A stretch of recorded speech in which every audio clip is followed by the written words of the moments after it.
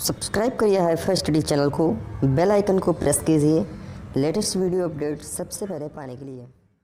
Hello friends, मैं विपिन कुमार। बहुत बहुत स्वागत है आप लोगों का हमारे यूट्यूब चैनल हाईफाई स्टडी पर। आज हम लोगों का जो नेक्स्ट चैप्टर है डीएलएड द्वितीय सेमेस्टर साइंस के अंतर्गत पढ़ेंगे क्रॉप रोटेशन पे। क्या होता है फसल चक्र।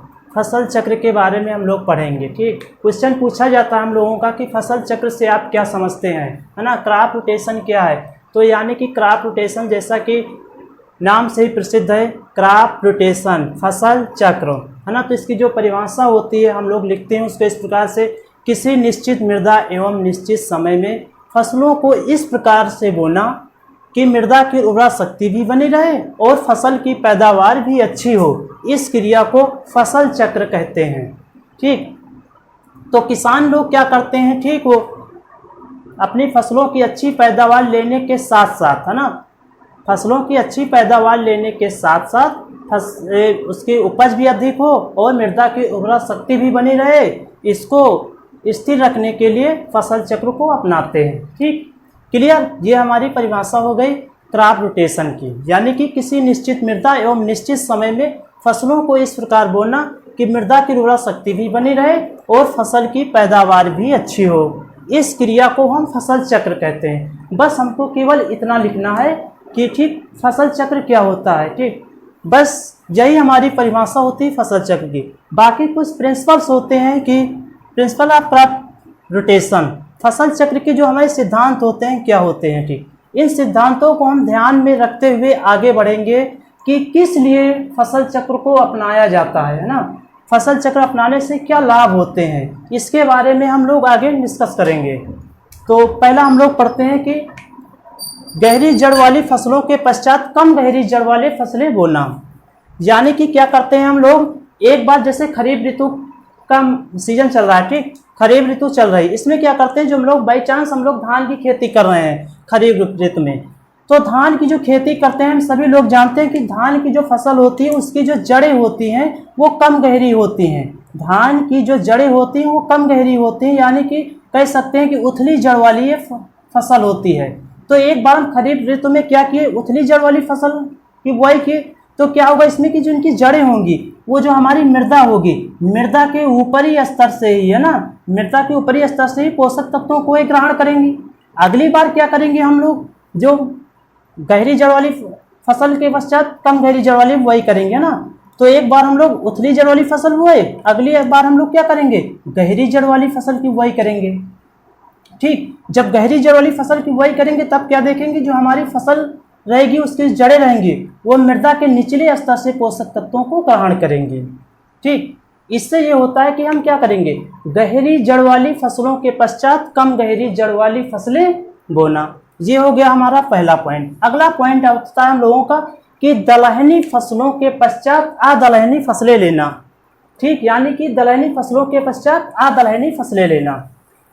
तो हमारी कि हम सभी लोग जानते हैं जो हमारी दलहनी फसलें होती हैं,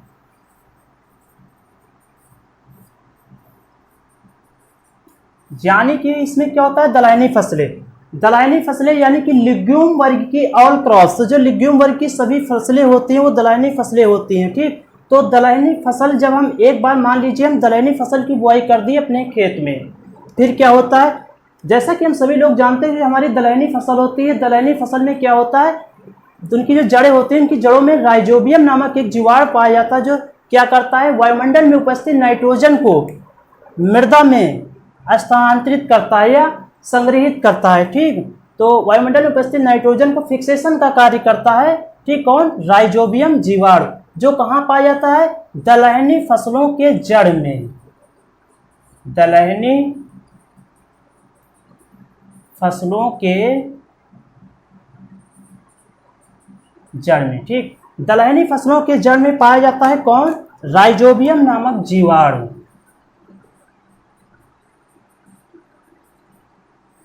राइजोबियम जीवाणु ये कार्य क्या करता है, राइजोबियम जीवाणु कार्य करता है, ये जो हमारी दलहनी फसलें रहेंगी उनकी जड़ों में पाया जाएगा और नाइट्रोजन को संग्रहित करने का कार्य करेगा मृदा में। इसके पश्चात हम लोग, ठीक, जब एक बार हम दलहनी फसल बो दिए, इसके पश्चात हम लोग अदलहनी फसल अब बोएंगे। ठीक, अदलहनी फसल बोएंगे तब क्या होता है, ठीक, दलहनी फसल बो दी तो क्या कुछ नाइट्रोजन की मात्रा हमारी मृदा में बढ़ गई।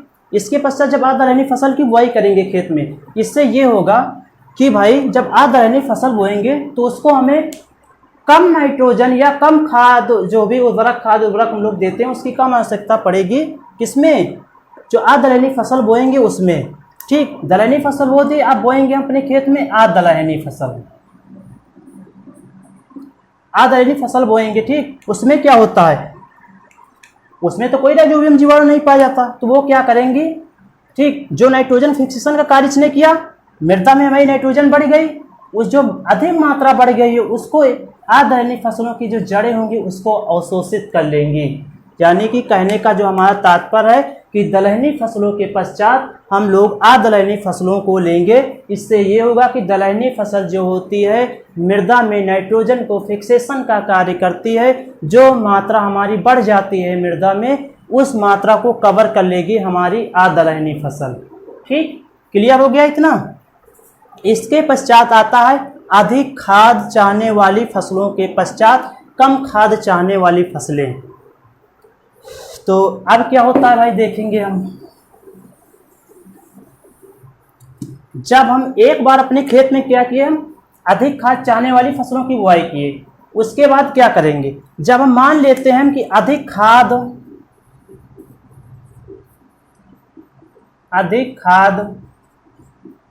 चाहने वाली फसल,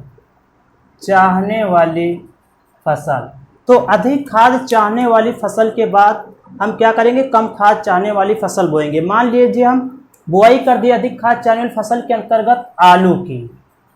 ठीक, आलू हमारी ऐसी फसल होती है कि इसमें अधिक खाद एवं उर्वरक की आवश्यकता होती है। इसके पश्चात हम क्या करेंगे, जब अधिक खाद एवं उर्वरक दे देते हैं इस फसल में, तो ये सभी खाद उर्वरक की पूरी मात्रा को ये नहीं अवशोषित करते हैं। क्या करते हैं, कुछ मात्रा शेष मृदा में रह जाती है। इस मात्रा को, ठीक, हम जो हमारी मृदा शक्ति है, ठीक, मृदा की उर्वरा शक्ति है, इसको हम बैलेंस बनाए रखने के लिए अगली बार हम लोग कम खाद चाहने वाली फसल की बुआई करेंगे। जब कम खाद चाहने वाली फसल की बुआई करेंगे, ठीक, तो क्या होगा, मान लेते हैं हम लोग, ठीक, आलू की फसल के पश्चात हम बुआई कर दें, ठीक, मक्का की बुआई कर दिए। ठीक, ठीक, तो मक्का में क्या होता है कि कम खाद उर्वरक देंगे इसमें, क्योंकि इसमें जो कुछ मात्रा शेष रह गई है ना, तो ये क्या होगा, मक्का में हमको कम पोषक तत्वों की आवश्यकता होगी।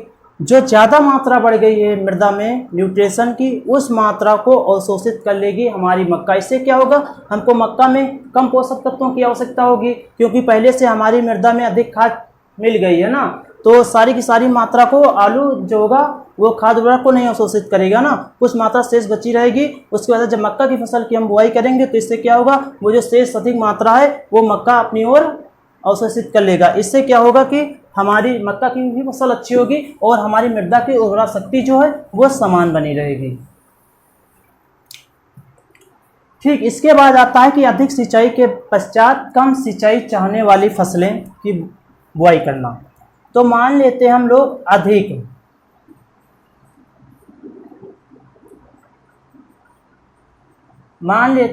अधिक सिंचाई चाहने वाली फसल की बुआई कर दी, जैसे धान।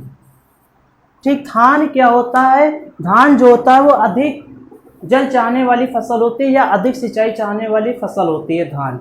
जब हम लोग अधिक सिंचाई चाहने वाली फसल की बुआई करेंगे धान के पश्चात, तो क्या होगा, जब इसमें हम लोग देखते हैं कि धान जो होता है बहुत अधिक जल चाहता है ना, तो इसमें क्या होता है कि धान में पानी की मात्रा निरंतर बनी रहती है कि भाई 4 से 5 सेंटीमीटर इसमें पानी की मात्रा बनी रहे सिंचाई करने के लिए, है ना, काफ़ी सिंचाई की आवश्यकता होती है धान में। तो इसमें क्या होती है, इसका प्रभाव हमारी मृदा पर पड़ता है। अधिक पानी से जो हमारी मृदा होती है वो क्या होती है, हमारी मृदा में कुछ रंध्र पाए जाते हैं, और रंध्र काम क्या करते हैं, ये जो वायु होती है वायु का आवागमन बनाए रखती है ना, जो रंध्रों के माध्यम से क्या होता है हमारी मृदा में वायु का स्थानांतरण हुआ करता है, जिससे क्या होती है मृदा की हमारी उर्वरा शक्ति बनी रहती है। लेकिन जब मृदा धान की खेती में हम लोग करेंगे तो जल भरा रहेगा, इससे क्या होगा, जो हमारी मृदा होगी उसके रंध्रावकाश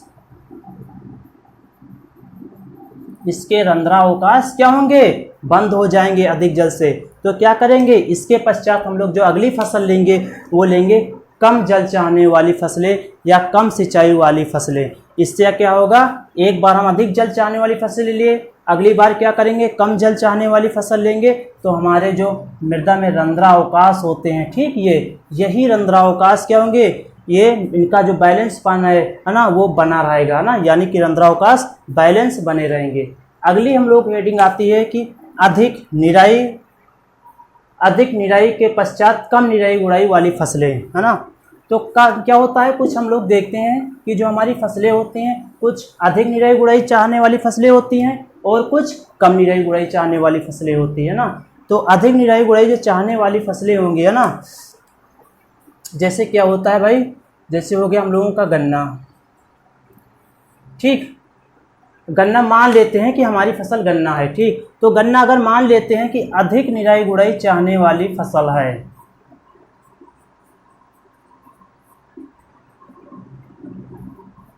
मान लेते हैं कि गन्ना हमारी अधिक निराई गुड़ाई चाहने वाली फसल है, तब क्या होता है, इसमें अधिक निराई गुड़ाई जब करते हैं इसके पास, है ना, तो क्या होता है, जो मृदा होती है, मृदा के जो रंध्रावकाश होता है, इस पर बहुत बड़ा प्रभाव पड़ता है, ठीक, इसके ऊपर बहुत बड़ा प्रभाव पड़ता है, जिससे क्या होती है, हमारी जो मृदा होती है, ठीक, मृदा की उर्वरा शक्ति जो होती है, वो उर्वरा शक्ति नष्ट होने लगती है। तो इस मृदा की उर्वरा शक्ति को बनाए रखने के लिए हम लोग क्या करेंगे, अधिक निराई गुड़ाई करने के पश्चात कम निराई गुड़ाई वाली फसलों की बुआई करेंगे, ठीक। इन सब बातों को ध्यान में रखते हुए अगर हम फसल चक्र को अपनाते हैं, तब क्या होगा, हमारे फसल की जो पैदावार होगी वो बहुत अच्छी होगी और मृदा की जो उर्वरा शक्ति होगी वो भी बनी रहेगी, ठीक। तो यही हमारा होता है फसल चक्र।